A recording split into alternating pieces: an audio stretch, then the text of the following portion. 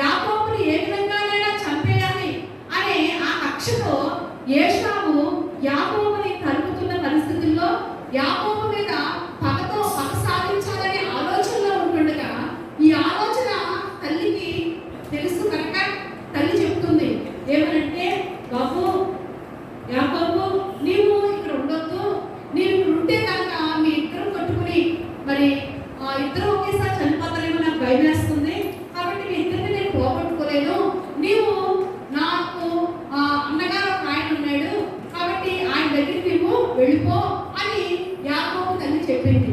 తర్వాత తండ్రి కూడా పిలిచి అంటే ఇస్సాకు గారు కూడా పిలిచి ఆయనకు చెప్తారు ఏమనంటే, ఇదిగో బాబు నువ్వు ఇక్కడ ఉండొద్దు, వెళ్ళిపో, కనాను స్త్రీలలో ఎవరిని నువ్వు వివాహం చేసుకోవద్దు, నీ అన్నగారు ఇక్కడ స్త్రీలను పెళ్లి చేసుకోవడం వల్ల వాళ్ళు మాకు చాలా బాధ కలగజేస్తున్నారు, కాబట్టి ఇక్కడ వాడిని ఎవరిని నువ్వు పెళ్లి చేసుకోవద్దు, వెళ్ళిపోయి నీ మేనమామ దగ్గరికి వెళ్ళిపో, అక్కడ నీ మేనమామ కూతుళ్ళలో ఒక కూతుర్ని నువ్వు పెళ్లి చేసుకో అని తండ్రి కూడా యాకోబు చెప్పి పంపించేశాడు.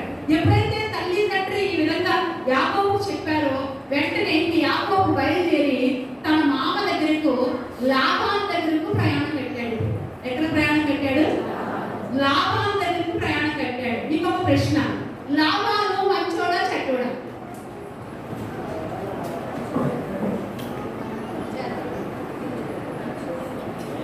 మంచోడా చెడ్డోడా? చెడ్డోడని కొంతమంది అంటారు, మంచోడని. మంచోడు చెడ్డోడు రెండు కలిపి కాబట్టి లాభాన్ని మంచోడా చెడ్డోడా? కాబట్టి ఒక రకంగా లాభాన్ని మనం ఏమని చెప్పొచ్చు అంటే మాయగాడని చెప్పచ్చు. ఎవరు? మాయగాడు. కాబట్టి యాకోబు మోసగాడు, యాకోబు కంటే మరింత మాయగాడు, మోసగాడు. ఎవరు? కాబట్టి మాయగాళ్ళు ఉంటారు సమాజంలో, కాబట్టి మాయగాళ్ళు ఉంటారు, కానీ సంఘంలో మాయగాళ్ళు ఉండకూడదు. కాబట్టి సమాజంలో ఉండడం సహజం, కానీ సంఘంలో ఎలాంటి వాళ్ళు ఉండకూడదు, మాయగాళ్ళు ఉండకూడదు. మాయగాళ్ళు అంటే మోసం చేసేవాళ్ళు, మాటల ద్వారా మోసం చేసేవాళ్ళు. కాబట్టి ఇలాగా కొంతమంది నమ్మక ద్రోహం చేసే మోసగాళ్ళు సంఘంలో ఉంటారు. అలాంటి వాళ్ళు మనకి ఇక్కడ ఎవరు లేరు, అందరూ మంచివాళ్ళు. మనం దేవుడి స్తోత్రం. కాబట్టి ఇక్కడ ఈ లాబాను మాయగాడు, మోసగాడు. అయితే ఇలాంటి మోసగాడి దగ్గరికి ఇప్పుడు యాకోబు బయలుదేరుతూ ఉన్నాడు. కాబట్టి బయలుదేరుతున్న ఆ ప్రయాణం గురించి రాస్తా ఉంటాడు. చూడండి అక్కడ మళ్ళా 10వ వచనం మళ్ళా చదవండి. బయర్షెబా నుండి బయలుదేరి హారాను వైపు వెళుతున్నాడంట. ఏమండి ఎక్కడికి వెళ్తున్నాడు? హారాను వైపు వెళుతున్నాడు. అంటే హారాను వైపు వెళుతున్నాడంటే ఒక మోసం చేసే స్థలానికి వెళుతున్నాడు, మోసపోయే స్థలానికి వెళుతున్నాడు. ఏమండి మాయతో మోసంతో ఉన్న ఒక ఆయన దగ్గరికి వెళుతున్నాడు. నిజమే, దేవుని బిడ్డలుగా దేవుని సంఘంలోనండి మనం లోపం లేని వారిగా బ్రతకడానికి ప్రయత్నం చేయాలి. దేవుని స్తోత్రం. ఏమంటే ఎలా ప్రయత్నం చేయాలి? లోపం లేని వారిగా బ్రతకడానికి మనము ప్రతి దినము కూడా ప్రయత్నం చేస్తూ ఉండాలి. మనలో ఉన్న లోపాలని మనము ఏమండి చూడండి, మనం లేవగానే ప్రతిరోజు కూడా మన ఇల్లుని ఊడ్చుకుంటామా లేదా? ఏమండి ఇల్లు ఊడుస్తామా లేదా? ఊడ్చుకుంటాం కదా. కొంతమంది అయితే నిద్ర లేవగానే ఇంకా కళ్ళు అలుపుకుంటానే చీపు పట్టుకుంటారు. కానీ మనకి అంత కళ్ళు అలుపుకుంటా చీపు పట్టుకోకర్లేదు, కానీ దేవుడిని ప్రార్థన చేసుకుని దేవుడికి ఇచ్చే సమయం దేవుడికి ఇచ్చుకుని ప్రతిరోజు కూడా మనం ఇల్లు ఏం చేసుకుంటాం? శుభ్రం చేసుకుంటూ ఉంటాం, చీపుతో ఊడ్చేస్తాం, చెత్త అంతా కూడా బయటికి ఊడ్చేస్తూ ఉంటాం. అలాగే మన హృదయంలో ఉన్న ప్రతి చెత్త చేదైన వేరుని ఏమండి పనికిరాని తీగలన్నింటినీ కూడా మనం ఏం చేయాలి? వేరేస్తా ఉండాలి. ఆ రోజు మనం ఆత్మీయంగా బలపడుతూ ఉండాలి. దేవుని స్తోత్రం. ఎప్పటికీ కూడా అదే మనస్తత్వం. కొంతమందికి ఏమండి క్రైస్తవ్యంలో సీనియారిటీ పెరుగుతుంది, కానీ ఆత్మీయ జీవితంలో మాత్రం ఎక్కడ వేసిన బొమ్మరి అక్కడే ఉంటుంది. అలా మనం ఎప్పటికీ ఉండకూడదు. ఏమండి ఆ రోజు మనం ఆత్మీయంగా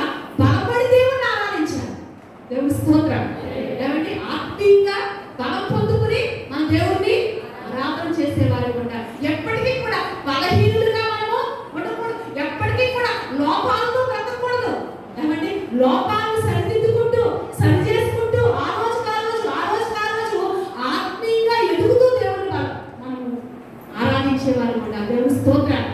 ఇక్కడ అలా బయలుదేరిన తర్వాత కొంత దూరం వచ్చేసరికి చీకటి పడిపోయిన తర్వాత ఈయన ఒంటరిగా ఉన్నాడు.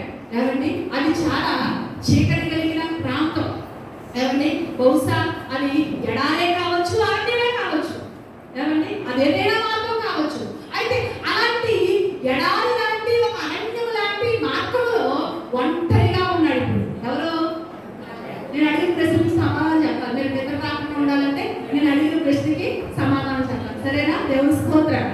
ఏమండి, ఇప్పుడు ఒంటరిగా ఎడారిలో అరణ్య ప్రాంతంలో ఉన్నట్టుగా ఒక్కడిగా మిగిలిపోయిన ఉన్నారు. ఎవరండి? యాకోబు. ఇలాంటి ఒంటరి జీవితంలో ఏమండి ఇప్పుడు ఏం చేస్తున్నాడంటే ఆయన ఒక రాయిని తీసుకున్నాడు. అలసిపోయి ఉన్నాడు. ఏమండి, ప్రయాణం చేసి నడిచి ఏమండి ఉదయం నుంచి నడిచి వచ్చాడు. ఏమండి, ఇప్పుడు అలసిపోయాడు. అలసిపోయిన ప్రాణంతో ఒంటరి జీవితంలో ఆయన ఏం చేస్తాడంటే రాళ్ళు ఉన్నాయి అక్కడ, అందులో ఒక రాయిని తీసుకున్నాడంట. ఆ రాయిని తీసుకుని ఆయన ఆ రాయిని తలగడగా చేసుకున్నాడు. దేవుడి స్తోత్రం. ఎలా చేసుకున్నాడు? తలగడగా చేసుకున్నాడు. ఆ రాయి ఎవరు అనేది మనం చూసినట్లయితే పరిశుద్ధ గ్రంథంలో పేతురు రాసిన పత్రిక మొదటి పత్రిక 2వ అధ్యాయంలో చదువుతారా? 6వ వచనం చదవండి.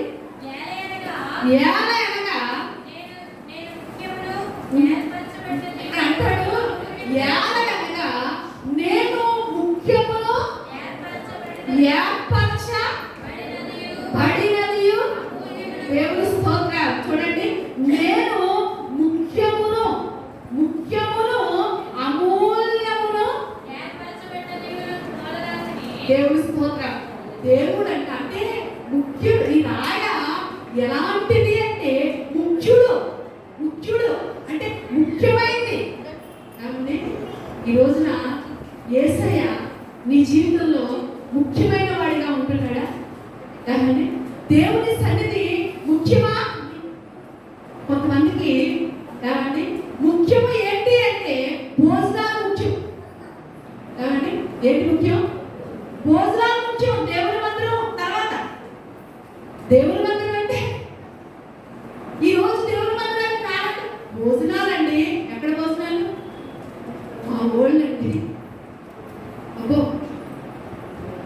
ఏమండి ఏది ముఖ్యం నీ జీవితంలో?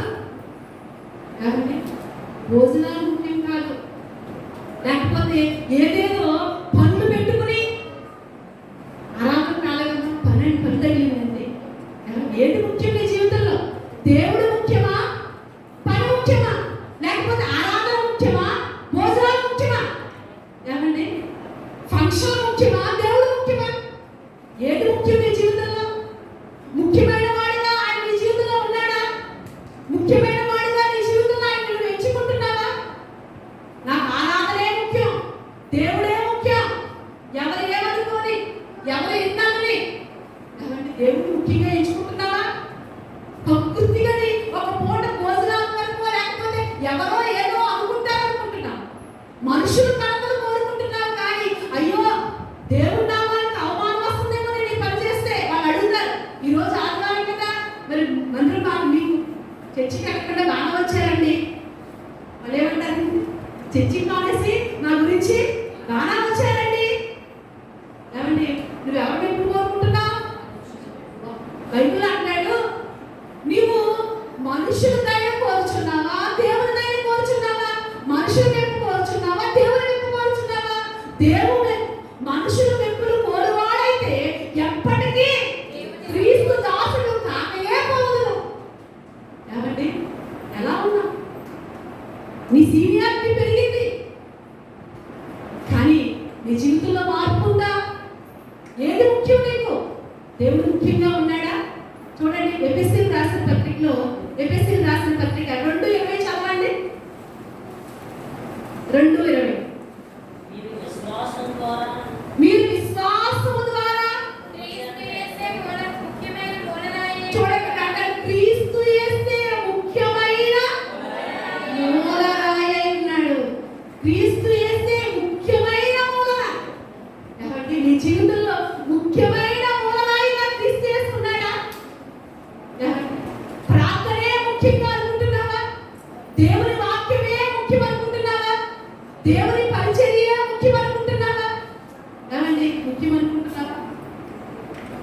లేకపోతే చేస్తే చేస్తాం, ప్రార్థన లేదలేదు.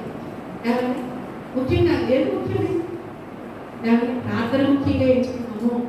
ప్రార్థనే నా జీవితంలో ముఖ్యం. ఏదున్నా లేకపోయినా, తిన్నా తినకపోయినా ప్రార్థన చేయకుండా నేను ఉండలేను. ప్రార్థనే ముఖ్యం. బైబిల్ గ్రంథంలో ప్రార్థనే ముఖ్యం అనుకున్నారు చాలా మంది భక్తులు. అందులో ఒక ఆయన చెప్పండి, దాని దేవుని స్తోత్రం. దాని ఏమనుకున్నాడు? ప్రార్థనే ముఖ్యం అనుకున్నాడు. అమ్మో దానిలో నేను ప్రార్థన చేస్తే సింహాసనంలో వేస్తారు, పర్వాలేదు, నాకు ప్రార్థనే ముఖ్యం, ప్రార్థనే ముఖ్యం అనుకున్నాడు. ఏమండి ఎప్పుడైతే ప్రార్థనే ముఖ్యంగా ఎంచుకున్నాడో దేవుడు అనుకున్నాడు నాకు దానియే ముఖ్యం అనుకున్నాడు. దేవుని స్తోత్రం. దేవుడు ఏమనుకున్నాడు? నాకు దానియే ముఖ్యం. నిజమే, నువ్వు ఇత్తిన దాన్ని బట్టే కోస్తావు, నువ్వు ఇత్తిన దాన్ని బట్టే పంట కోస్తావు. నువ్వు దేవుడిని ముఖ్యం అనుకుంటున్నావా? దేవుడి వాక్యమే నాకు ముఖ్యం.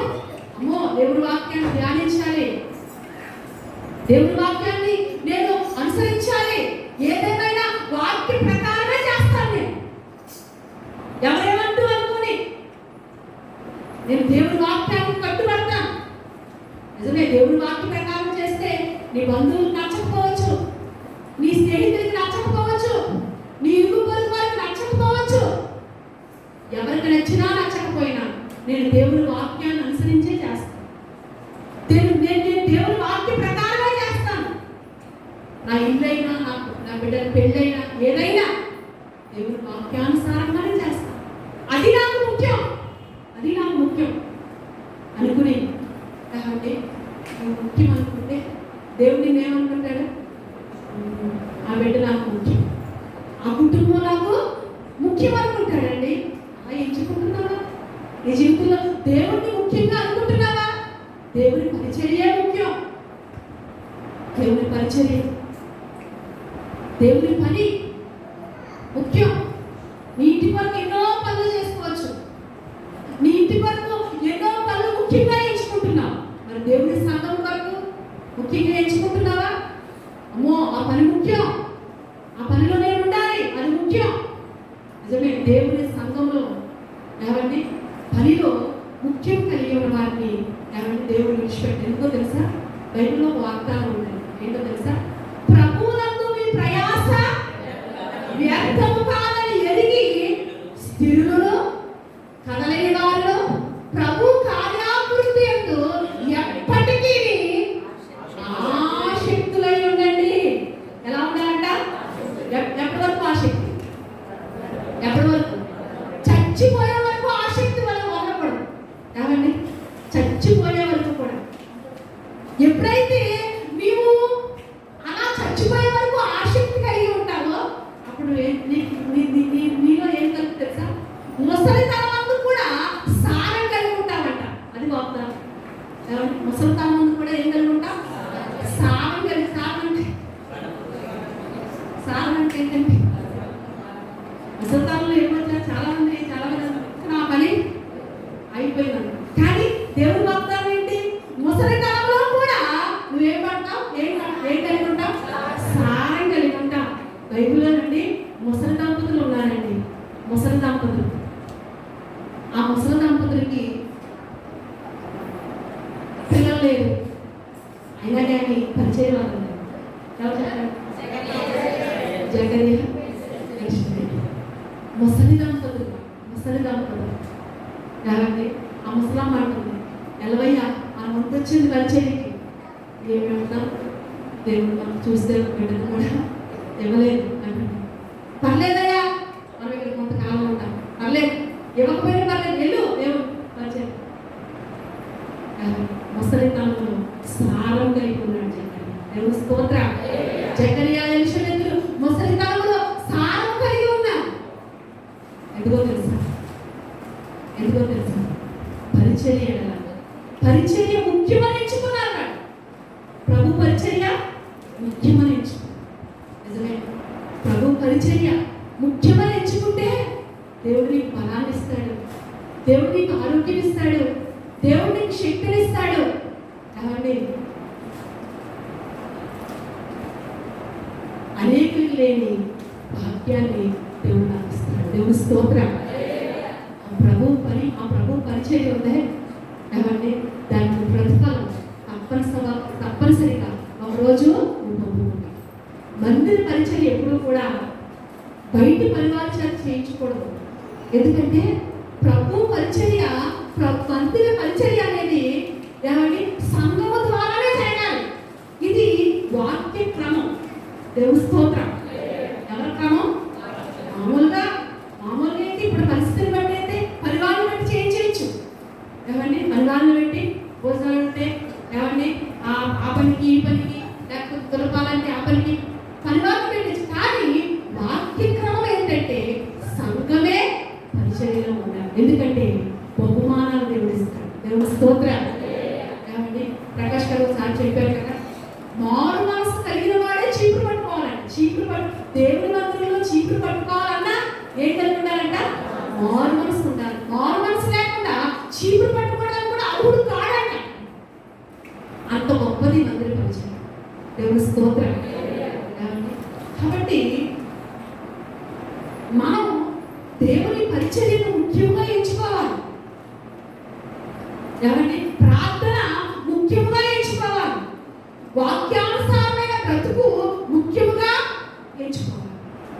అలా ముఖ్యంగా ఎంచుకుంటే అందుకు తగిన ప్రతిఫలం దేవుడు మనకి అనుగ్రహిస్తూ ఉంటాడు. చూడండి ఇప్పుడు ఈ యాకోబు ఈ ముఖ్యమైన ఈ రాయిని ఏం చేస్తున్నాడు? తలగడగా చేసుకున్నాడు. దేవుడు స్తోత్రం. ఏమండి ఆ తలగడగా చేసుకున్న ఆ రాయి అంటండి యాకోబుకి ఎంత హాయిగా ఉందో. ఎప్పుడైతే ఒక రకంగా చెప్పాలంటే మామూలు రాయిని తీసుకుని తలకాయ తెచ్చుకుంటే ఎలా ఉంటుంది?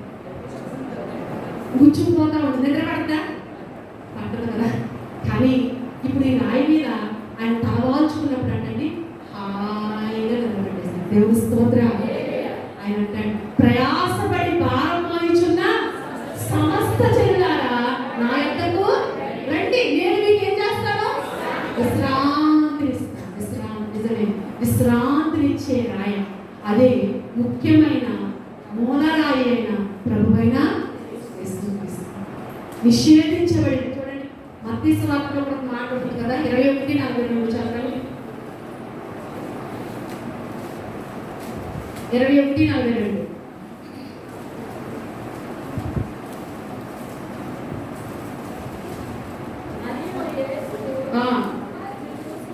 వారిని చూచి నిషేధించిన రాయి మూలకు తలరాయి. నిషేధించిన రాయి మూలకు నిజమే. ఈ రాయి ఏ రాయి అంటే మూలకు తలరాయి అయిన ఈ క్రీస్తు. దేవుని స్తోత్రం. నిజమే. ఇలాంటి గొప్ప రక్షకుడిని మనము కలిగి ఉన్నాం. మూలరాయి అయిన ఆ గొప్ప రక్షకుడిని మనము కలిగి ఉన్నాం. కాబట్టి మార్పు చెందిన హృదయాలతో, ఏమండి మార్పు చెందిన హృదయాలతో ప్రభువే ముఖ్యం అనుకుంటూ మనం బ్రతుకుదాం. దేవుని స్తోత్రం. ఎవరు ముఖ్యం? క్రీస్తే ముఖ్యం. ఎందుకంటే ఏమండి దేవుడు నిజంగా నిన్ను ఏర్పరచుకునే విధానం చూస్తే అదొక అద్భుతం. ఏమండి దేవుణ్ణి కలిగిన వారు ఏం కలిగినా తెలుసా? దేవుణ్ణి కలిగి ఉండడం అంటే, యేసుక్రీస్తుని కలిగి ఉండడం అంటే ఈ భూమి మీద ప్రపంచంలో ఉన్న అన్ని కూడా మనయే. దేవుని స్తోత్రం. పరలోకంలో ఉన్నాయన్నీ ఎవరయ్యే? మనయే. ఈ ప్రపంచంలో ఉన్నాయన్నీ ఎవరయ్యే? మన. ఎందుకని?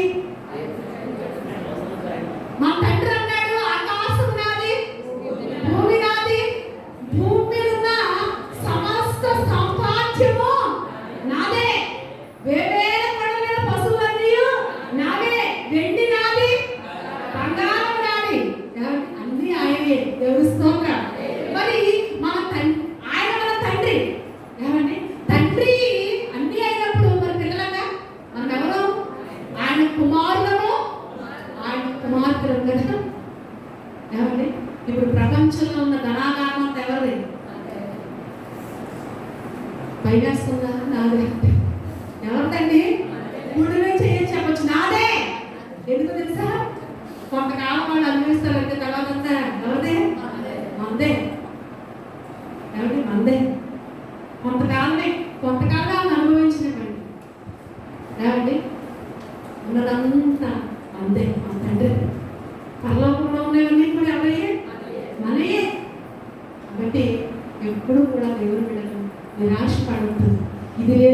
లేదని నిరాశపడద్దు. కొద్ది కాలం దేవుడు ఒకవేళ అన్న వస్త్రాలతో నిన్ను నింపాడేమో, ఉంచాడేమో, తృప్తి కలిగి ఉండు. తృప్తి కలిగి ఉండు. ఒక రోజు వస్తుంది నీ తండ్రి అన్నీ నీయే. మన తండ్రి అన్నీ మనమే. దేవుని స్తోత్రం. కాబట్టి ఆయన్నే ముఖ్యంగా ఎంచు. ఈ లోకంలో ఆయన కంటే ముఖ్యం ఏది కాదు, ఏది లేదు, ఏది కాదు. ఆయనే ముఖ్యం. నాకు ఆయనే ముఖ్యం. ఎవరేమనుకున్నా, ఏదేమైనా ఆయనే చూడండి. యాకోబు ఈ రాయిని కలగడగా చేయకండి, హాయిగా నిద్రపోయాడు. 16 వచనం వచ్చేసరికి అంటాడు. 16 వచనం చదవండి. యాకోబు నిద్ర తెలిసి నిశ్చయముగా ఈ స్థలమందున్నాడు. ఏమండి? నిశ్చయముగా దేవుడు ఎక్కడ ఉన్నాడు? ఈ స్థలంలో ఇక్కడే ఉన్నాడు దేవుడు. నిజమేనండి. యేసుక్రీస్తుని మనం వెతికే పని లేదు. ఏమండి? ఇప్పుడు దేవుడి కోసం చాలా మంది వెతుకులాడుతున్నారు. కానీ మనందరినీ కూడా రక్షించి మనందరినీ కూడా నిత్యరాజ్యానికి చేర్చే ఆ దేవాది దేవుణ్ణి మనం వెతకక్కర్లేదు. వెతకకుండా మనం దొరికాడు. దేవుడి స్తోత్రం. ఏమండి? ఇప్పుడు చాలా మంది ఇంకా వెతుకుతున్నారు. ఆ కొండ మీద ఉన్నాడేమో, లేకపోతే ఆ గోపురం మీద ఉన్నాడేమో, లేకపోతే ఆ నదుల్లో ఉన్నాడేమో, ఎక్కడెక్కడో ఉన్నాడు, ఎక్కడెక్కడో ఉన్నాడని, ఎక్కడున్నావు స్వామి అని వెతికే వాళ్ళు ఎంతో మంది ఉన్నారు. ఆ వెతుకులాడు మనకు లేకుండా ఏమండి? దేవుడు మనకి మహాభాగ్యాన్ని దేవుడు ఇచ్చాడు. దేవుడి స్తోత్రం. వెతకక్కర్లేకుండా ఆయన మన దగ్గరకు వచ్చాడు. ఏమండి? వెతికే పని లేకుండా దేవుడు మనల్ని వెతికి రక్షించుకున్నాడు. ఏమంటే? ఆయనే మనల్ని వెతికి రక్షించుకున్నాడు అని దేవుడి వాక్యంలో రాయబడింది. ఇక్కడ నిశ్చయముగా ఈ స్థానం ఉన్నాడు. ఎందుకు అంటే అలా ఎందుకు అంటున్నాడంటే అక్కడ ఆ రాయి మీద పడుకుని విశ్రాంతిలో అంట ఒక కల కన్నాడండి. ఆ కలలో అంట ఒక నిచ్చెన, ఏమంటే ఒక నిచ్చెన కనిపిస్తుంది. ఆ నిచ్చెన ఎలా ఉంది అంటే భూమి మీదేమో అది మోపబడిందంట. దాని కొన ఎక్కడ ఉందంట? ఆకాశంలో కంటి ఉందంట. ఏమండి? అదేమో భూమి మీద నిలబడింది. దాని కొన ఎక్కడ ఉంది? ఆకాశం ఉంది. ఈ నిచ్చెన ఎవరు అంటే ఈ నిచ్చెన దేవాది దేవుడే ఉన్నాడు. దేవుని స్తోత్రం. దేవాది దేవుడే ఈ నిచ్చెనకు పోచబడ్డాడు. ఎందుకంటే కొన అంటే పరలోకానికి సాదృశ్యం. ఆని క్రింద ఆని ఉండడం అంటే ఈ భూమికి సాదృశ్యం. నిజమే, భూమి మీదను పరలోకంలోనూ ఒకేసారి ఉండగలిగిన వాడు ఎవరు అంటే ప్రభువైన యేసుక్రీస్తు. అందుకనే తిమోతికి రాసిన పత్రికలో 2వ అధ్యాయంలో 5వ వచనం చదవండి. 2:5 చదవండి.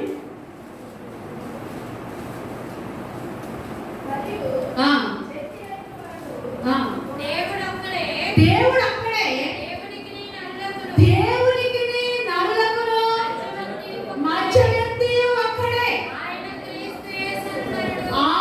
క్రీస్తు యేసు అను నరుడు. చూడండి. ఇంకా చదవండి. ఈయన అందరి వరకు విమోచన కైదనముగా తన్ను తానే చూడండి. ఈయన సర్వమై ఉన్నాడు. ఏమండి? పరలోకములోను ఈ భూమి మీదను సర్వము కూడా నిండి ఉన్న దేవుడు ఈయన. ఏమండి? పరలోకం బైబిల్ అంటాడు దేవుడు అంట ఆకాశ మహాకాశాలు పట్టజాలని వాడంట. మరొక మాట ఏంటంటే ఆయనంట పాదపీఠం ఏంటంట? భూమి పాదపీఠం అంట. ఏమండి? అంటే ఆయన భూమి మీద పాదం మోపితే ఆయన శిరస్సు ఎక్కడ ఉందంట? పరలోకంలో ఉన్నాడు. దేవుడి స్తోత్రం. అంతటి మహనీయుడు మనం ఆరాధించేది దేవుడి స్తోత్రం. ఏమండి? అంతటి గొప్ప దేవుడిని మనం కలిగి ఉన్నాం. కాబట్టి ఈ నిచ్చెన ఆ దేవాది దేవునికి పోల్చబడదు. ఇప్పుడు ఆ నిచ్చెన మీదంట దర్శనంలో ఈ కళ్ళలోనంట నిచ్చెన మీదంటే ఎక్కుతూ దిగుతున్నారంట. ఎవరంట? దేవదూతలంట. ఈ దేవదూతలు ఎవరు? దేవదూతలు ఎవరు అంటే కొరింథీయులకు రాసిన రెండవ పత్రిక 8వ అధ్యాయం 23వ వచనం చదవండి.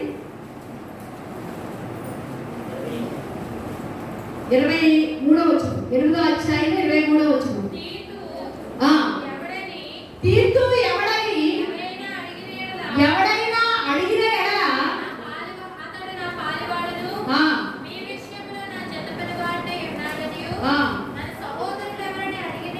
మన సహోదరులు ఎవరని అడిగిన ఎడల వారు సంఘములకు దూతలను, చూడండి సంఘానికి ఎవరంట? సంఘపు దూతలు. అంటే ఇప్పుడు మనందరం ఎలా ఉండాలి? సంఘపు దూతలుగా ఉండాలి. దేవుడి స్తోత్రం. మనందరం ఎవరు? సంఘపు దూతలు. అంటే సంఘపు దూతలు అంటే ఎవరు అంటే ఎవరైతే ప్రార్థనా జీవితం కలిగి ఉంటారు, ఎవరైతే పవిత్రమైన జీవితం కలిగి ఉంటారు, ఎవరైతే దేవుని మీద ఆనుకుని బ్రతుకుతూ ఉంటారో వాళ్ళందరూ ఎవరు అంటే సంఘపు దూతలు. దేవుడి స్తోత్రం. దేవుని మందిరంలో నువ్వు ఎలా ఉండాలి అంటే ఒక దేవుని దూతగా, సంఘపు దూతగానే ఉండాలి. అంతేగాని ఇంకో దూతలు ఉన్నారు బైబిల్లో. ఎవరన్నా? సాతాను దూతం. ఎవరండి? సాతాను దూతం. సాతాను దూతల్లా ఉండకూడదు. ఏమండి? సాతాను దూతల్లాగా సాతాను చేత ప్రేరేపింపబడిన వారిగా మనం ఉండకూడదు. కానీ ఏ దూతల్లా ఉండాలి? సంఘపు దూతల్లా ఉండాలి. ఈ సహోదరులు ఎవరు అని అడిగింది పౌలు అంటాడు. ఇదిగో ఈ సహోదరులకి కేరా అడ్రస్ ఏంటంటే ఈ సహోదరులు సంఘపు దూతలు. దేవుని స్తోత్రం. నీకు సంఘంలో ఎలా ఉండాలండి? దూతగా ఉండాలి. దూతగా పనిచేయాలి. దూత ఎలాగైతే దేవుని వర్తమానాన్ని అందిస్తూ దేవుని పని చేస్తుందో అలాగే నీవు కూడా దేవుని పని చేసే, దేవుని పరిచయం చేసే, దేవుని కొరకు వాడబడే ఒక దూతగాని ఉండాలని దేవుడు కోరుకుంటున్నాడు. దేవుని స్తోత్రం. ఇక్కడ నిత్యమేనంట దూతలు ఏం చేస్తున్నారు? దూతలు చేసే పని ఏంటి? ఎక్కుతున్నారంట. దేవుని స్తోత్రం. ఏం చేస్తున్నారంట? ఎక్కుతున్నారంట. ఎక్కడమంటే ఏంటి అంటే కీర్తన గ్రంథంలో 122వ కీర్తనలో ఒక మాట రాస్తారు. 4వ వచనం చదవండి. 122వ కీర్తన 4వ వచనం.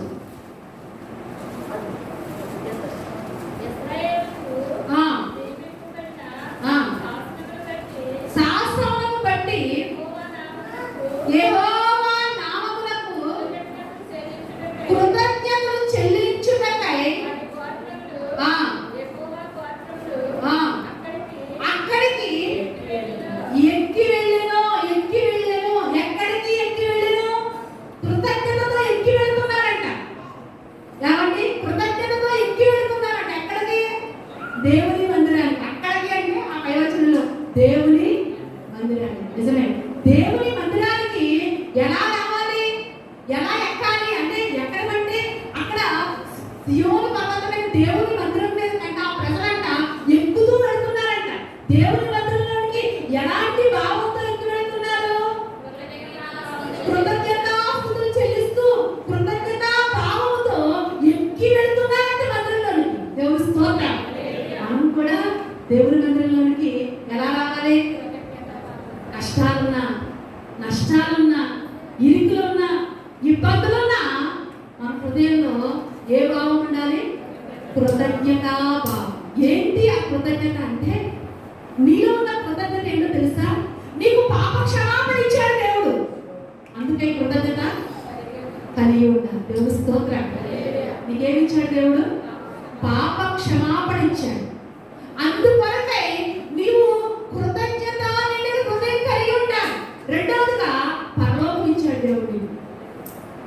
ఏమండి? పరలోకంలో నీ పేరు రాసి పెట్టుకున్నాడు. అందుకొరకే నీకు ఏం కలిగి ఉండాలి? కృతజ్ఞత కలిగి ఉండాలి. ఎప్పుడు కూడా ఈ రెండింటికి కూడా ఏం కలిగి ఉండాలి? మనం పాప క్షమాపణ. ఈ ప్రపంచంలో ఎవరు ఇవ్వలేంది ఆ క్షమాపణ ప్రభువైన యేసుక్రీస్తు మనకి ఇచ్చాడు. ఏమండి? యేసుక్రీస్తు ఇచ్చిన ఆ పాప క్షమాపణ నిమిత్తమని మన హృదయంలో ఏం కలిగి ఉండాలి? కృతజ్ఞత. ఆయనే కనుక మనకి క్షమాపణ ఇవ్వకపోతే ఈ రోజు నీకు నాకు ఈ నిరీక్షణ ఉండేది, ఈ భాగ్యం ఉండేది.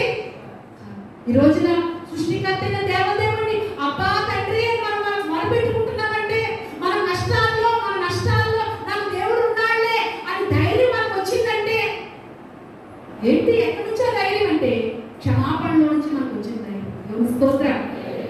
ఆ పాప క్షమాపణే మనకి ఈ రోజున ఎన్ని బాధలున్నా, ఎన్ని కష్టాలున్నా, ఎన్ని ఇరుకులున్నా, ఎన్ని బలహీనతలున్నా ఏమండి ఆ క్షమాపణే ఈ రోజు వరకు మనం నిలబెట్టింది. దేవుని స్తోత్రం. కోట్లు ఉన్నాను, ఈ క్షమాపణ దొరకదు. పాప క్షమాపణ డబ్బు ఇవ్వలేదు. పాప క్షమాపణ ఈ లోకంలో ఏ మనిషి కూడా ఇవ్వలేదు, ఏది ఇవ్వలేదు. ప్రభు యేసుక్రీస్తు ద్వారా మనం పొందుకున్నాం. దేవుని స్తోత్రం. ఇలాంటి గొప్ప పాప క్షమాపణ మనకి ఇచ్చినందుకే కృతజ్ఞతాభావంతో దేవుని మందిరంలోకి రావాలి. ఏమండి పరలోకంలో మనకు చోటు ఇవ్వబోతున్నాడు, చోటు ఇచ్చాడు. ఆల్రెడీ మనకు చోటు అక్కడ కేటాయించాడు. అందుకొరకే కృతజ్ఞతాభావంతో దేవుని మందిరంలో అడుగు పెట్టాలి. అంతేగాని సొడుకుంటా, గొడుక్కుంటా, ఆయాసపడతా, ఎవరి మీద తిట్టుకుంటా, ఎవరినో తిట్టుకుంటా. ఏమండి కొంతమంది ఏంటంటే వాళ్ళని వెళ్ళి తిట్టుకుంటే, వాళ్ళని వెళ్ళి వాళ్ళ మీద సడుచుకుంటూ దేవుని మందిరానికి వచ్చేటప్పుడు కూడా, దేవుని మందిరంలో కూడా వాళ్ళతో మాట్లాడు, వీళ్ళతో మాట్లాడు, వాళ్ళకి నాకు పడదు.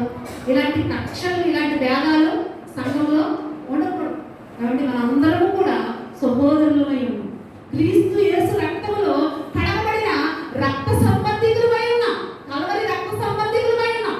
కాబట్టి ఒకరిపై ఒకరు ద్వేషంతో, పగతో, ఈర్ష్యతో మనం ఇక్కడ కూర్చోకూడదు. కాబట్టి కృతజ్ఞతా భావం మన హృదయాలు ఏ భావం ఉండాలి? కృతజ్ఞతా భావం. అంతే తప్ప వాళ్ళతో ఎప్పుడు మాట్లాడను, వీళ్ళతో ఎప్పుడు మాట్లాడను, వీళ్ళంటే పడదు, వాళ్ళంటే పడదు అనే ఆ భావం మనలోనికి ఇక్కడ అంటే దేవుని మందిరంలోనికి ఎలా ఎక్కి వెళ్తున్నారంట? కృతజ్ఞతా భావంతో ఎక్కుతున్నారు. ఇక్కడ యాకోబు కనిపించిన ఆ నిచ్చెనలో దూతలు ఏం చేస్తున్నారంట? ఎక్కుతున్నారంట. ఎక్కే దూతలు ఎవరు అంటే దేవుని మందిరంలో కృతజ్ఞతతో ఆరాధించేవారు. దేవుని స్తోత్రం. రెండవదిగా మళ్ళీ ఏం చేస్తున్నారంట? దిగుచూ ఉన్నారంట. ఈ దిగడం అంటే ఏంటంటే దేవుని వాక్యంలో మత్తయి సువార్త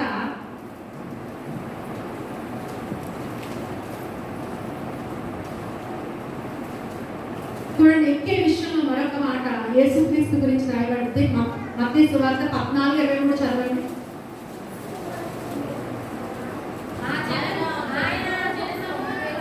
పంపివేసి ప్రార్థన చేయుటకు ఏకాంతముగా కొండ ఎక్కిపో. చూడండి, ఎక్కుతున్నాడంట. ఎక్కడికి? కొండ ఎక్కుతున్నాడంట. దేనికోసం? ప్రార్థన చేయడం కోసం. దేవుని స్తోత్రం. ఈ ఎక్కే అనుభవం మొదటిగా కృతజ్ఞత భావముతో కూడింది మొదటిగా. రెండవదిగా ప్రార్థనా జీవితంతో కూడింది. ఏమండి ఎక్కే అనుభవం రెండోది ఏంటి? ప్రార్థనా జీవితం. నిజమే, మనందరం కూడా ప్రార్థనా జీవితం కలిగి వారిగా ఉండాలి. ప్రార్థన లేని అనేది ఎప్పుడు మనలోనికి రానివ్వకూడదు. మనం ఎప్పుడూ కూడా ప్రార్థించే వారిగానే ఉండాలి. ప్రార్థించే ఇప్పుడు సార్లు ఏమండి మనం ఎంతో ప్రార్థన చేస్తున్నా కానీ కొన్ని పరిస్థితులు ఎలా ఉంటాయి అంటే ఏమండి తృప్తినిచ్చినట్లుగా, అంటే మనం ప్రార్థన చేస్తున్నా కొన్ని కష్టాలు ఎక్కువైపోయినట్లు, ఏమండి కొన్ని సమస్యలు ఎక్కువైపోయినట్లుగా అనిపిస్తూ ఉంటాయి. అంత మాత్రం చేత ఏమండి నువ్వు పుట్టుకోకూడదు, ప్రార్థనలో సన్నగిలిపోకూడదు. ఎందుకంటే దేనికైనా మరణం ఉంది కానీ ప్రార్థనకు మాత్రం మరణం లేదు. దేవుని స్తోత్రం. ప్రార్థనకి ఏం లేదండి? మరణం లేదు. నువ్వు ఎంతైతే ప్రార్థన చేస్తావో తప్పనిసరిగా ఆ ప్రార్థనకు ప్రతిఫలం నీ పిల్లలు పిల్లలు పిల్లలు 1000 తరాల వరకు ఉంటుంది. దేవుని స్తోత్రం. ఎన్ని తరాలండి? 1000 తరాల వరకు ఆ ప్రార్థన ఆశీర్వాదం ఏమండి అనుకోదండి. తప్పనిసరిగా ఆ ప్రార్థన ఆశీర్వాదం బిడ్డలకు వెళుతూనే ఉంది. కాబట్టి దేవుని పిల్లల ఎప్పుడూ కూడా ప్రార్థన విషయంలో విసిగిపోవద్దు. అందుకనే యేసుప్రభు అన్నాడు, మీరు విసుగకూడనట్లు అంటే ఒక ఉపమానం చెప్పాడు. ఏంటా ఉపమానం? కఠినుడైనా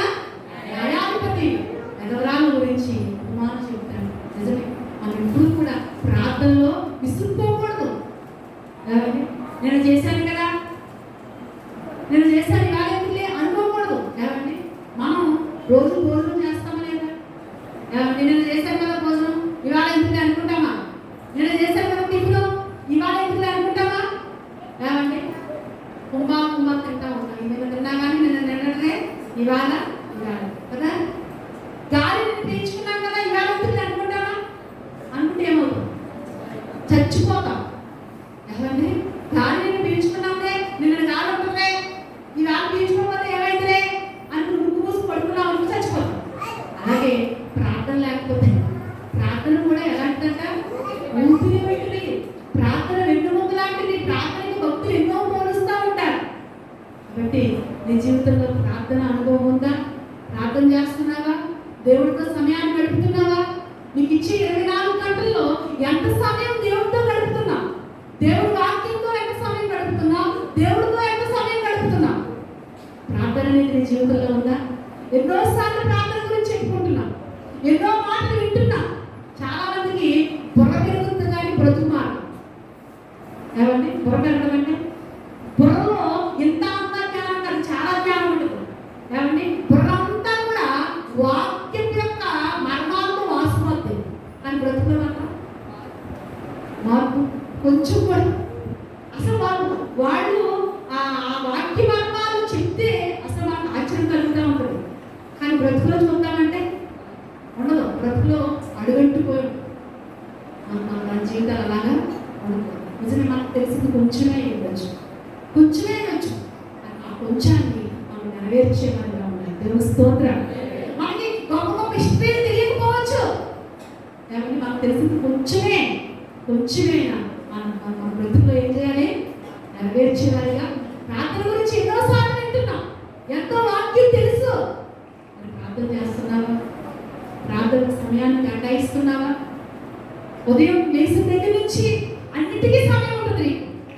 బ్రష్ చేయడానికి సమయం ఉంటుంది, టిఫిన్ చేయడానికి సమయం ఉంటుంది, లేకపోతే కౌలేసి కూర్చోవడానికి సమయం ఉంటుంది, టీవీ చూడడానికి సమయం ఉంటుంది. లేకపోతే ఒక ఆమె అంట,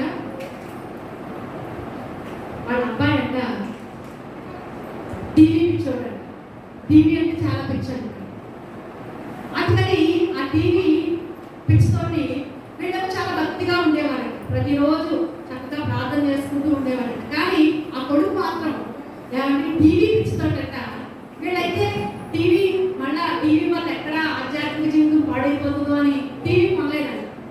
కానీ ఆ కొడుకు ఏం చేస్తాడంటే టీవీ ఉన్నది. ఇప్పుడైతే సెల్ వచ్చేసింది. ఇంతకుముందు ఈ ఇంటర్నెట్లో ఈ సెల్లో ఇంత అందుబాటులో లేదు. అలాంటి సమయాల్లో ఆ పిల్లడు ఏం చేస్తాడంటే ఎక్కడ టీవీ ఉంటే అక్కడ వెళ్ళిపోయేవాడు. అక్కడ వెళ్ళిపోయి చూసి ఆ ఇంటర్నెట్ వెళ్ళిపోయేవాడు. ఆయన నేర్పుని తీసుకొచ్చేదంట అమ్మ. ఓ రోజు పాస్టర్ దగ్గరికి వచ్చానంట. పాస్టర్ గారండి, మా అబ్బాయి టీవీ పిచ్చోడు అయిపోయాడండి, టీవీ కలబడిపోయాడు, అక్కడికి వెళ్ళిపోయి నిద్రపోతున్నాడు. నేను వద్దన్నా సరే వినట్లేదండి, అందుకని టీవీ కొనుక్కుంటాను, టీవీకి వీడి గురించి కొనాలనుకుంటున్నానండి, కాబట్టి ప్రార్థన చేయండి పాస్టర్ గారు అంటారు. దేనికి ప్రార్థన? నువ్వు పాస్టర్ ఏం చేయాలి? నాయనా నేను టీవీ కొనుక్కోవడానికి డబ్బులు ఆయన ప్రార్థన చేయాలి, అంతేనా? కొన్ని ప్రార్థనలు ఇలా ఉంటాయి. సేవకులు కొంతమంది ప్రార్థనావస్థ అడుగుతూ ఉంటారు, చాలా భయంకరంగా ఉంటాయి. అలాగే సూటిగా చెప్తే అర్థం చేసుకో. అపార్థం ఇలా అన్నాడు. ఈ సంఘం కాబట్టి ఇంకో సంఘం, ఈ మాస్టర్ కాబట్టి నేను బ్రతికి ఎంతసేపు నిలకడదు, కాబట్టి లోబడితే ఉండదు, తిరుగుబోటే. ఏదన్నా అంటే అయ్యో ఆ సేవకుడు నన్ను అన్నాడంటే నాలుగు లోపకున్నాడు బట్టే కదా. ఒకవేళ లోపం లేకపోయినా ఒకవేళ నన్ను అన్నాడంటే నేను తగ్గించుకోవాలి, నేను లోబడాలి. ఆ లోబడతాము ఉందా? కొంతమందికి అండి తిరుగుబాటుతాను ఎప్పుడు ఉదయంలో ఉంటాడు, ఎప్పుడో ఒకసారి బయటికి వస్తూ ఉంటాడు. ఎప్పుడు కూడా దేవుడు అలాగా కొన్నిసార్లు ప్రార్థన అవస్థ అడిగేటప్పుడు కూడా కొంచెం అవగాహన కలిగి ఉండాలి. ఇది ఈ విషయం ప్రార్థన చేయమనొచ్చా లేదా అని. ఆ పాస్టర్ దగ్గరికి వచ్చి టీవీ కొనుక్కుంటానంటే ప్రార్థన చేయండి అన్నాను. పాపం ఆ మాస్టర్ గారికి ఏం చేయాలో అర్థం కాక నాయన సహాయం చేయని ప్రార్థన చేసి పంపించాను. మొన్నడే తెచ్చేసుకున్నాను టీవీ తెచ్చుకుని ఇప్పుడు ఆ అబ్బాయికి పెట్టడం ప్రారంభించింది. ఆ అబ్బాయి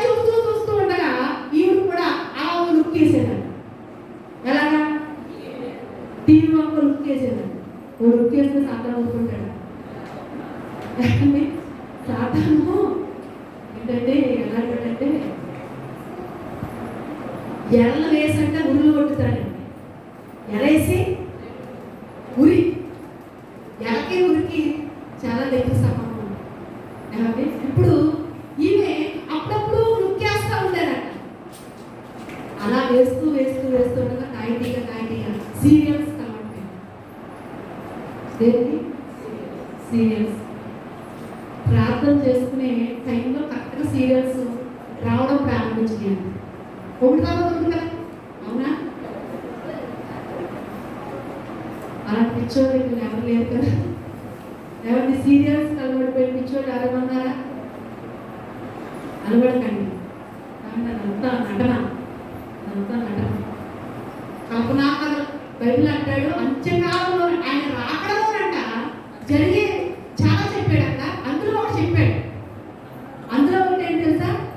చెవులు కల్పనా కథల వైపు తిరిగిపోయే కాలం వచ్చుచున్నది, వచ్చి ఉన్నది అంటాడు. దేవుడితో మీకు వచ్చిందా లేదు? వచ్చేసి ఇది కూడా రాకపోతే సూచన. ఎన్నో సూచనలు చెప్పాడు. ఎన్నో సూచనలు చెప్పాడు. కలుగులు అన్నాడు, యుద్ధాలు అన్నాడు, భూకంపాలు అన్నాడు. వస్తున్నాయి లేవా? ఆయన్ని జరుగుతుంది. కల్పనా కథల వైపు తిరిగే కాలం అన్నాడు. వచ్చిందా లేదు? ఇప్పుడు అందరూ దేని వైపు? ప్రార్థన సమయం ఉందా అంటే లేదు. ప్రార్థన చేసుకునేటప్పుడు ఆటలు మొదలైపోతాయి. ఎందుకంటే చూసాం కళ్ళు బరువైపోయి, మనసు బరువైపోయి ప్రార్థన ఏమొస్తుంది? ఒకవేళ ప్రార్థన వచ్చినా ప్రార్థన చేసినా అప్పటి వరకు సీరియల్స్ లో ఏం చూసావా అన్ని అయ్యే వస్తాయి. అదో మా అమ్మ చెప్తుంది అనుకుంటుంది.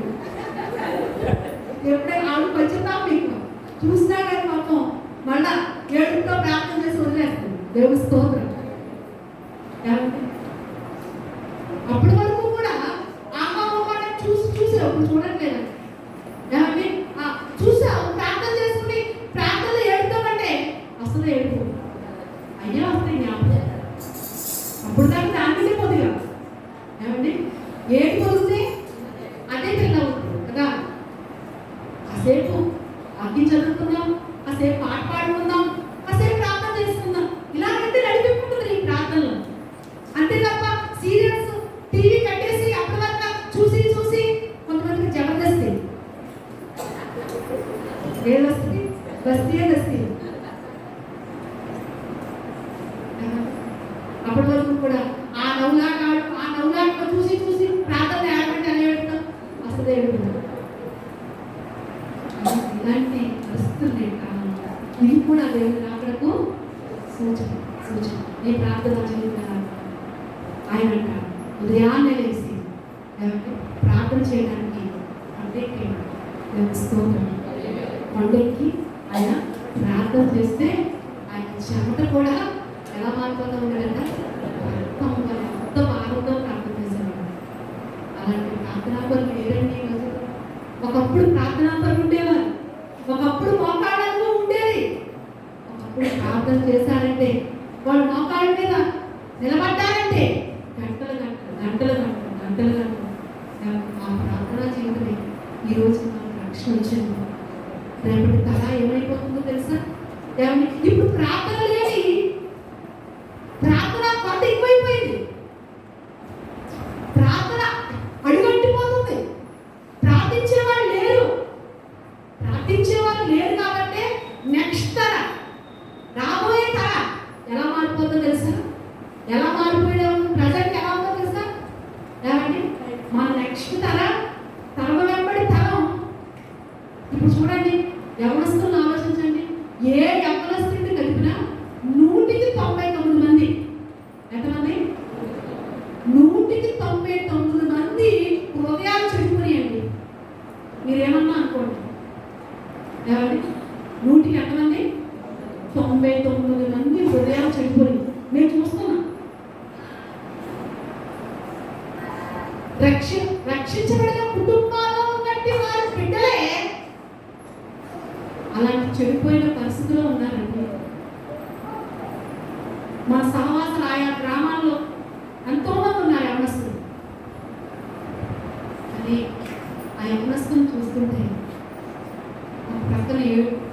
ఏడుపు వస్తుంది, ఎంతో బాధ వస్తుంది. కానీ మరొక ప్రకటన చూస్తుంటే అయ్యో ఇదంతా కూడా ఒకప్పుడు అలాంటి మొక్కాళ్ళ అనుభవంతో ప్రార్థించే వాళ్ళు ఉన్నారు కనుకనే కదా మనం ఇలా ఉన్నాం. మన రక్షణకి అలాంటి ప్రార్థన అందించలేకపోతున్నామేమో, అందుకే ఇలా అయిపోతున్నారేమో అని మరొక ప్రకటన ఆ బాధ కలుగుతుంది. రానున్న తర మన పిల్లలు మన తర చాలా భయంకరంగా మన ఇండియా అమ్మ ఇలాంటి జనరేషన్లో మా పిల్లల్ని ఎలా పెంచుకోవాలో భయం వేస్తుంది. మా పిల్లల్ని ఎలా పెంచుకోవాలో అనుక్షణం ఆలోచించవలసి వస్తుంది. ఎందుకు అంటే అలవాడిపోయాం, దేనికి అలవాడిపోయాం? టీవీకి అలవాడిపోయాం, యూట్యూబ్కి అలవాడిపోయాం, సినిమాలకు అలవాడిపోయాం, సీరియల్స్కి అలవాడిపోయాం. అలవాటైపోయింది. ప్రార్థన లేదు, చెప్తారు లేదు, ఏదో చెవిటోడు చెవి ఉందంట, శంఖ ముద్ర వాడికి వినిపిస్తుందా? అలాగ అయిపోయింది క్రైస్తవం, అలాగ అయిపోయింది. ప్రార్థన విషయంలో మెలుకోలేదు, ప్రార్థన విషయంలో భారం లేదు. అయ్యో నా బిడ్డల కొరకు కన్నీరు కార్చాలి, రోధించాలి అనే తల్లిదండ్రులు లేని రోజు. ఎప్పుడైనా మనం నేర్పుతున్నాం, ప్రతిరోజు కూడా ప్రార్థన ద్వారా ఎక్కే అనుభవాన్ని మనం కలిగి ఉన్నాం. దేవుని స్తోత్రం, హల్లెలూయా. కాబట్టి ఆ నిచ్చెనలోనంట ఎక్కుతూ ఉన్నారంట, రెండవదిగా దిగుచూ ఉన్నారంట. దిగే అనుభవం ఏంటి అంటే చూడండి, మత్తయి సువార్త 14వ అధ్యాయం, లూకా సువార్త 9వ అధ్యాయం 37వ వచనం చదవండి. 9:37. మరునాడు వారు బహు జన సమూహము ఆయనకి ఎదురుగా వచ్చెను.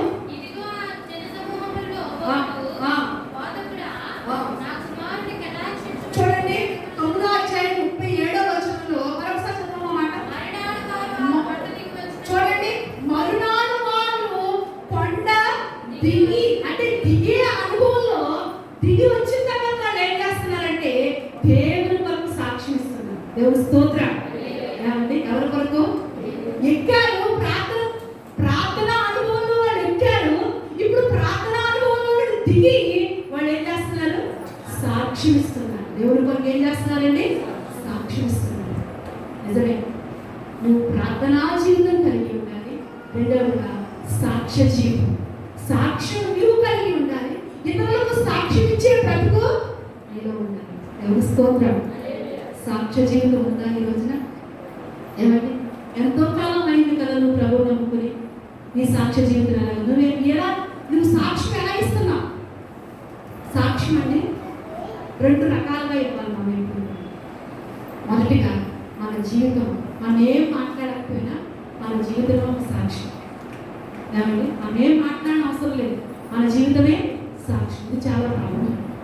రెండవదిగా మన నోటి మాట ద్వారా సాక్ష్యం. సమరశ్రీ ఈ 2 చేసి, ఈ 2 ఆమె జీవితమే సాక్ష్యం. ఆమె జీవితాన్ని చూసి అనేక ప్రభు దగ్గరికి వచ్చారు. ఆ నోటి మాటే సాక్ష్యం. ఈరోజు సాక్ష్యం ఇవ్వగలుగుతున్నావా? దేవుని కొరకు సాక్ష్యం ఇవ్వగలుగుతున్నావా? నీ ఇంటి వారికి సాక్ష్యం ఇవ్వగలుగుతున్నావా? ఏమండి, జనాలు ఏం పెట్టినాడు? యేసు ప్రభు అంటాడు, ప్రభు నీ కూడా నేను వచ్చేస్తాను అంటే యేసు ప్రభు అన్నాడు, నువ్వు నాకు కూడా రావద్దు, కానీ నీ ఇంటిలోకి వెళ్ళి నువ్వు సాక్షి అన్నాడు. దేవుని స్తోత్రం. ఏమండి, సాక్ష్యం ఎక్కడ ఇవ్వాలి? ఎక్కడ కావాలి సాక్ష్యం? మొట్టమొదటి ఎక్కడ సంపాదించుకోవాలి సాక్ష్యం? ఇంటిలో సాక్ష్యం సంపాదించుకోవాలి.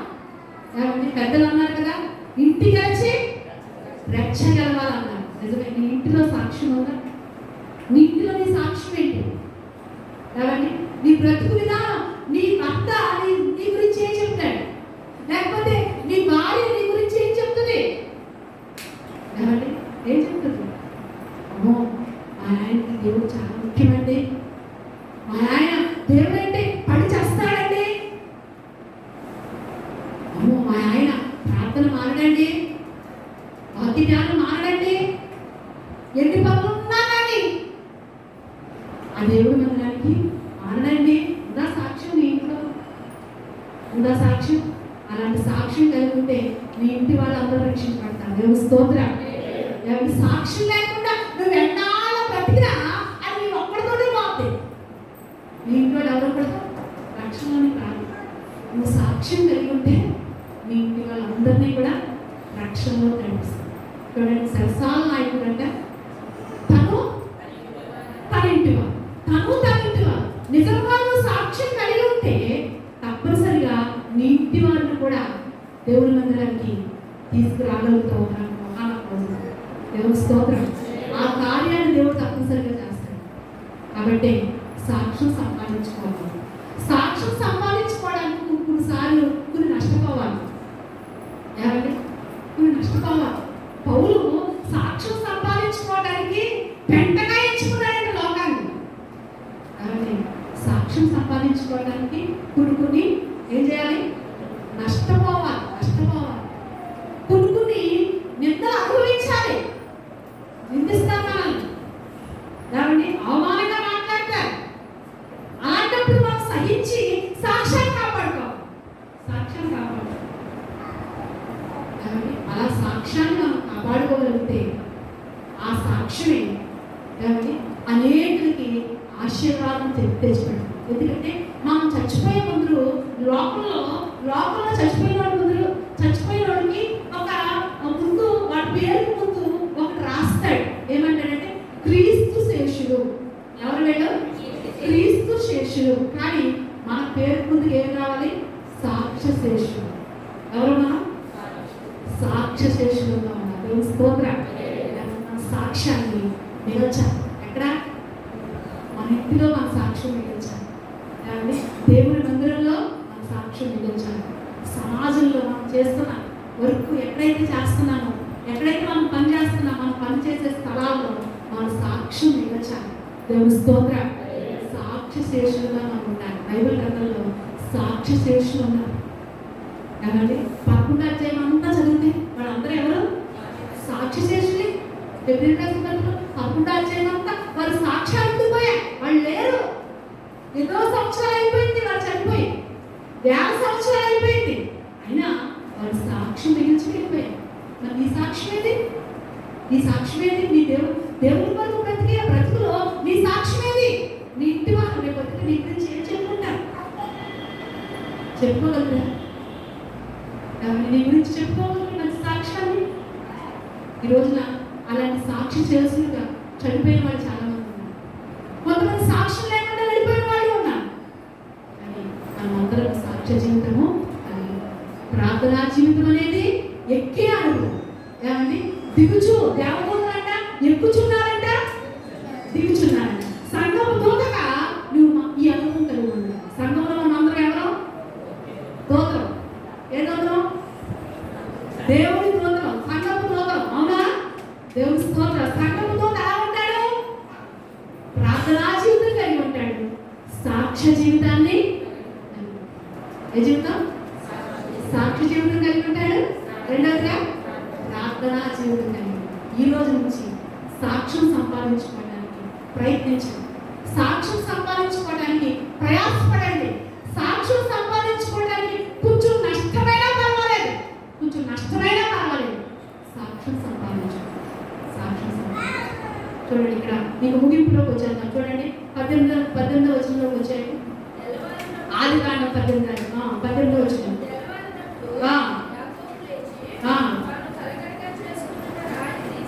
తీసి దాన్ని స్తంభముగా నిలిపి, చూడండి దాన్ని ఏం చేశాడంటే స్తంభముగా నిలిపాడంట. స్తంభం. ఇప్పుడు మనం అందరం కూడా స్తంభాలుగా ఉండాలి. ఎలా ఉండాలి? ఎక్కడ స్తంభం? చదవండి. ప్రకటన గ్రంథంలో 3వ అధ్యాయంలో 12వ వచనం చదవండి. 3వ అధ్యాయం 12. జయించు వారిని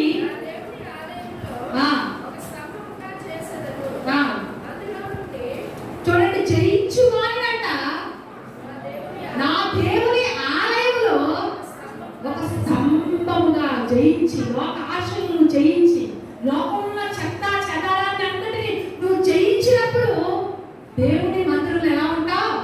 స్తంభం స్తంభముగా ఉన్నాం. నిజమే, మనందరం కూడా దేవుని సంఘంలో ఎలా ఉండాలి? స్తంభముగా ఉండాలి. స్తంభం ఏమండి? ఇప్పుడు ఈ స్లాబ్కి ఆధారం ఏంటి? స్తంభాలే ఆధారం. ఏమండి? స్తంభాలే ఆధారం. అలాగే దేవుని మందిరానికి ఎలా ఉండాలి? ఒక ఆధారం ఉండాలి. ఏమండి? ఒక స్తంభముగా. అమ్మో, దేవుని సంఘంలో ఈ ఒక స్తంభం అండి. దేవుని సంఘంలో ఈ ఒక స్తంభం అంటే ఈ ఒక పిల్లలండి. అందరం కూడా పిల్లలు. ఏమండి? స్తంభాలు ఎట్లుంటే సంఘం అంత స్ట్రాంగ్ గా ఉంటుంది. దేవుని స్తోత్రం. ఏమండి? సంఘం స్ట్రాంగ్ గా ఉండాలంటే సంఘంలో ఎవరు ఉండాలి? స్తంభాలు ఉండాలి. దేవుని స్తోత్రం. ఏమండి? సంఘంలో ఎవరు ఉండాలి? స్తంభాలు ఉండాలి. నిజమే, స్తంభాలుగా ఉండాలి. కానీ వచ్చి పోయేటట్టుగా మనము ఉండకూడదు. సంఘంలో స్తంభం. స్తంభం అంటే ముఖ్యుడు. స్తంభం ఎలాగా స్లాబ్కి ముఖ్యమో అలాగే సంఘంలో కూడా మీ పని, మీ పరిచర్య ఏదో ఒకటి అలా ముఖ్యంగా. నువ్వు సంఘం వరకు ప్రార్థనా పనిలో ఉన్నావా? పరిచర్య పనిలో ఉన్నావా? ఏమండి? ఎవరైతే ప్రార్థనా పనిలో ఉంటారో, ప్రార్థన చేసే వారిలో ఉంటారో, ఏమండి పరిచర్యలో ఉంటారో వాళ్ళలోనంటండి హృదయంలో ఉన్న చెత్త అంతా కూడా దేవుడు బయటేసేస్తా ఉంటాడు. దేవుడు స్తోత్రం. లోకపు ఆశలని, ఆ చెత్తనంతటినీ కూడా బయటికి కడిగి వేస్తా ఉంటాడు. దేవుడు స్తోత్రం. హల్లెలూయా. కాబట్టి మనం అలాగా స్తంభాలుగా ఉండాలని దేవుడు వాక్యం కోరుకుంటున్నాం. తిమోతికి రాసినట్టు చదవట్లేదు కానీ ఆ సంఘము సత్యములకు స్తంభమును ఆధారములై ఉన్నది అంటే ఆ సంఘము సత్యములకు స్తంభం. నిజమే, సత్యానికి మనం ఎలా ఉండాలి? స్తంభాలుగా ఉండాలి. సత్యం అనగా దేవుని వాక్యమే. దేవుని వాక్యమే. నిజమే, దేవుని వాక్యానికి ఒక స్తంభముగా. స్తంభం ఎలాగైతే స్థిరంగా ఉంటుందో అలాగే దేవుని వాక్యము నీలో నెరవేర్చి నువ్వు ఒక స్థిరమైన పునాదిగా నువ్వు అలాగా స్తంభముగా ఉంటూ సంఘంలో పని కలిగి ఉండేవారుగా ఉన్నారు. 18వ వచ్చేద్దాం చూడండి. 18వ వచనం చదవండి. 19వ వచనం. ఆ స్థలములకు బేతేలు అని పేరు పెట్టారు. ఏం పెట్టారండి? బేతేలు అనగా ఏమండి? దేవుని మందిరం. దేవుని మందిరం. నిజమే, ఇలాంటి అనుభవాలతో మనం దేవుని మందిరంలో ఉండాలి. ఇలాంటి అనుభవాలతో దేవుని మందిరంలో కట్టబడుతూ ఉండాలి మన జీవితం. యోధారాసిన పత్రికలో అంటాడు. యోధారాసిన పత్రికలో ఒక వచనం చదువుతూనే బాగుంటుందేమో. చూడండి, వచనం నేను చెప్తాను చూడండి. యోధారాసిన పత్రికలో ప్రాక్టికల్ ముందు ఉంటుంది.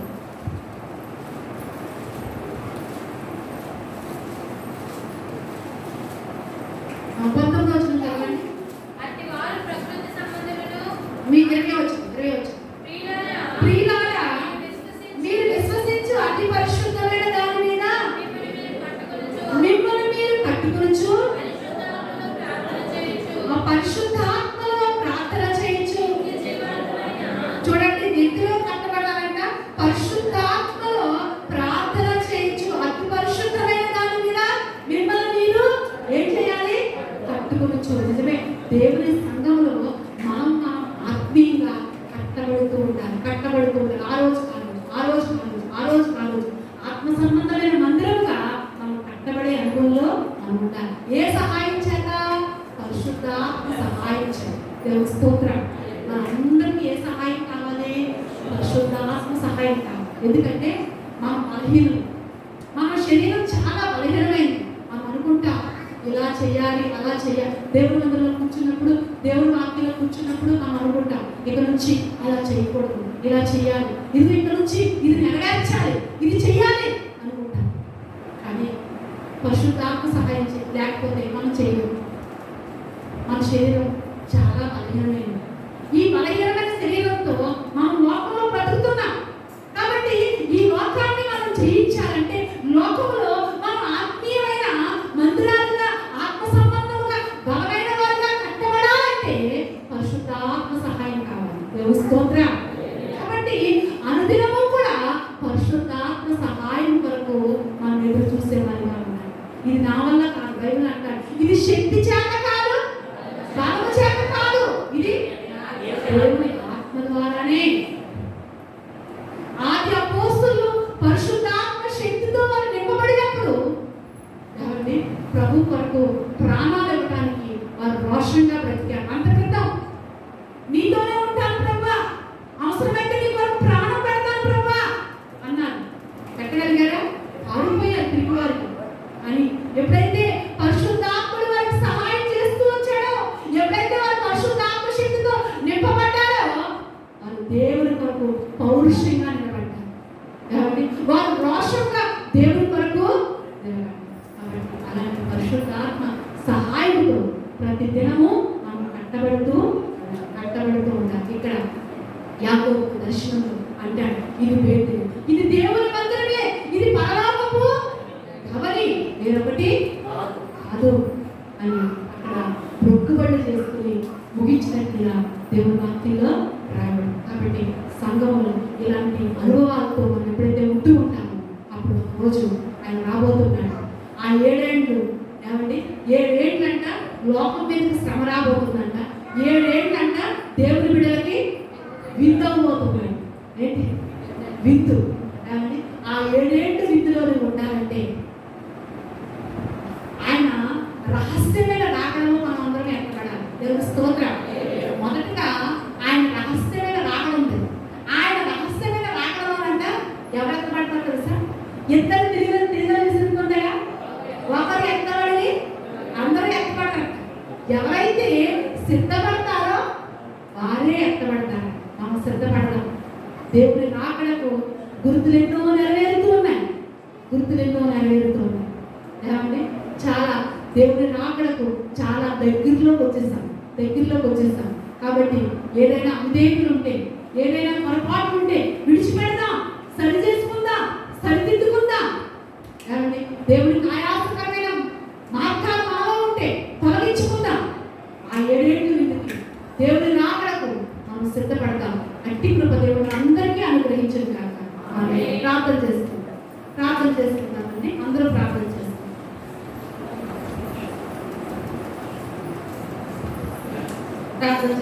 అందరూ కూడా ప్రార్థన చేద్దాం.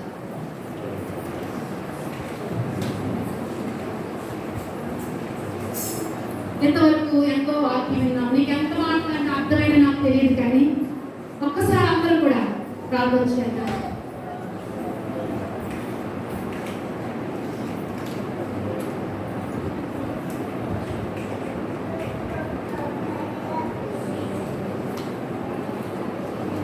అందరూ ప్రార్థన చేద్దాం. ఆ రాయి ముఖ్యమైన రాయి, అదే క్రీస్తు యేసు అనే రాయి. ఈ రోజున క్రీస్తు యేసే ముఖ్యమైన మొదలాయి కలిగి ఉన్నాడా?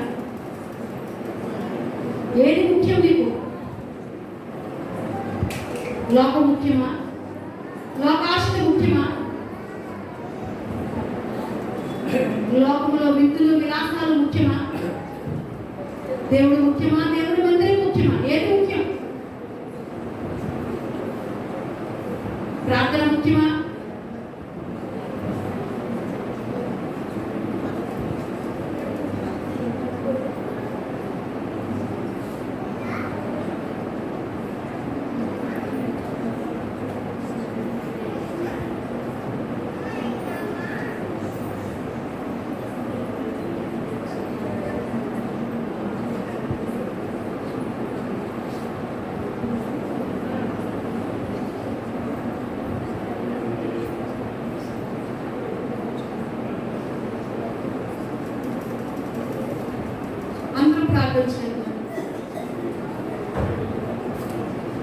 దానియేలు దేవుడే ముఖ్యం అనుకున్నాడు.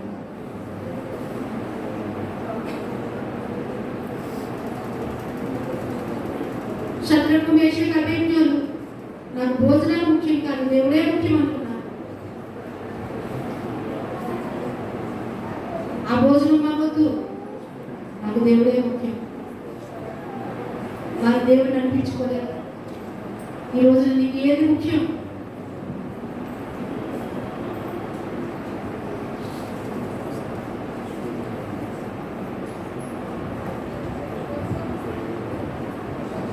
లోకాశలు ముఖ్యమా?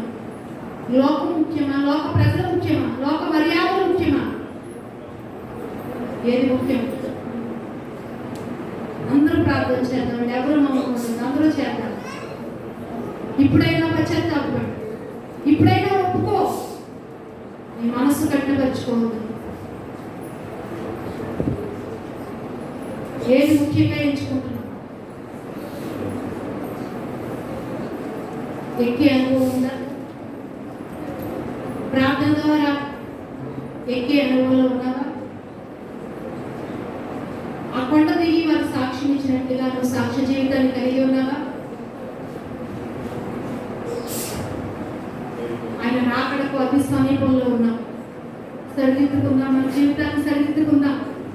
ఇంకా సణుగులతో సంశయాలతో బ్రతుకుతున్నావేమో, ఇంకా మార్పు లేని జీవితంతో బ్రతుకుతున్నావేమో. అయ్యో, మనం అనుకుని పడి ఆయన వస్తే మన పరిస్థితి ఏంటి?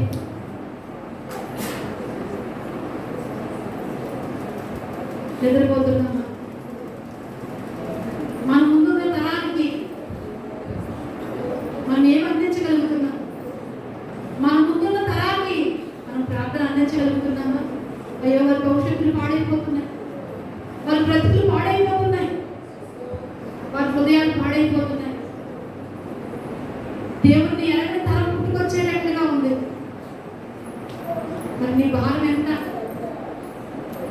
అందులో నీ భారం లేదా? నీ బాధ్యత లేదా?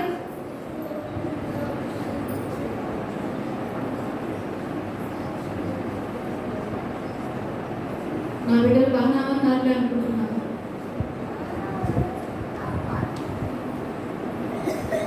ప్రార్థన చేద్దాం, విజ్ఞాపన చేద్దాం. అయ్యో నాయన, ఇంతవరకు నిజమేనా ప్రార్థనకి ఇవ్వాల్సిన సమయం ప్రార్థనకి ఇవ్వలేక వ్యర్థమైన వాటికి గడిపాను నాయన. మనుషులతో మాట్లాడడానికి నాకు సమయం ఉంటుంది నాయన, వ్యర్థమైనవి చూడడానికి నాకు సమయం ఉంటుంది నాయన, నా పనులు ఎన్నో చేసుకోవడానికి సమయం ఉంటుంది, కానీ నీతో గడపడానికి నేను సమయం లేకపోతున్నా. ఒప్పుకుందా? అతిక్రమంలో దాచిపెట్టి వాడు వర్తిల్లడు. వాటిని ఒప్పుకుని సరి చేసుకుంటే దేవుడు క్షమిస్తాడు. అందరూ ప్రార్థన చేద్దామండి.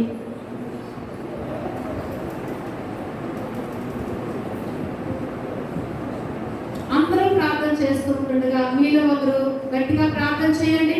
వాక్యాన్ని ఎత్తి ప్రార్థన చేయాలి. ఒకరు ప్రార్థన చేయండి అమ్మా. అందరూ ప్రార్థనలో ఏకీపిద్దాం.